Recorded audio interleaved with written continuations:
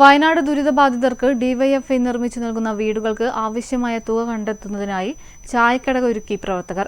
കതിരൂർ മേഖലാ കമ്മിറ്റിയുടെ കീഴിലെ ആണിക്കാമ്പാറയിൽ യൂണിറ്റുകളുടെ നേതൃത്വത്തിൽ വേറ്റുമലിലാണ് ചായക്കട പ്രവർത്തിക്കുന്നത്. വയനാട് ദുരിതഭൂമിയിൽ ഡിവൈഎഫ്ഐ അതിജീവനത്തിന്റെ വേറിട്ട മാതൃക തീർക്കുമ്പോൾ അതിന്റെ ഭാഗവാക്കാവുകയാണ് കതിരൂർ ആണിക്കാംപൊയിലെ ഡിവൈഎഫ്ഐ പ്രവർത്തകരും. ഡിവൈഎഫ്ഐ നിർമ്മിച്ചു നൽകുന്ന വീടുകളുടെ ധനസമാഹരണത്തിനായി വേറ്റുമലിൽ ആരംഭിച്ച ചായക്കടയിൽ നിന്ന് പലഹാരങ്ങളും ചായയും കഴിക്കുമ്പോൾ അവരുടെ വിശപ്പ് മാറുക മാത്രമല്ല, അതിനൊപ്പം ഏവരും അതിജീവന പ്രവർത്തനങ്ങളുടെ ഭാഗം കൂടിയാവുകയാണ്.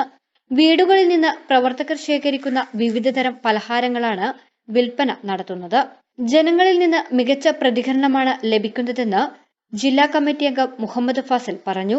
കേരളത്തിലുടനീളമുള്ള യുവജനങ്ങളെല്ലാം തന്നെ വലിയ രീതിയിലുള്ള പരിശ്രമം നടത്തിക്കൊണ്ടിരിക്കുകയാണ്.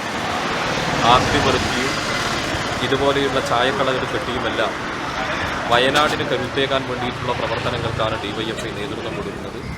അതിൻ്റെ ഭാഗമായിട്ടാണ് ഇവിടെ ആണിക്കാമ്പൂർ യൂണിറ്റ് കമ്മിറ്റി ഇത്തരമൊരു മാതൃകാപരമായിട്ടുള്ള ഇടപെടലുകൾക്ക് നേതൃത്വം കൊടുക്കുന്നത്.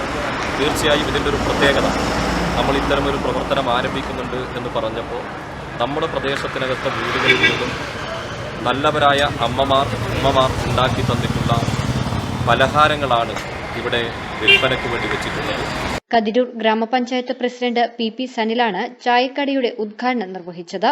ഞായറാഴ്ച വരെ താൽക്കാലിക ചായക്കട പ്രവർത്തിക്കും. ആദ്യ ദിനം 27,830 രൂപയാണ് ഇവർക്ക് ലഭിച്ചത്. News bureau, Thalassery.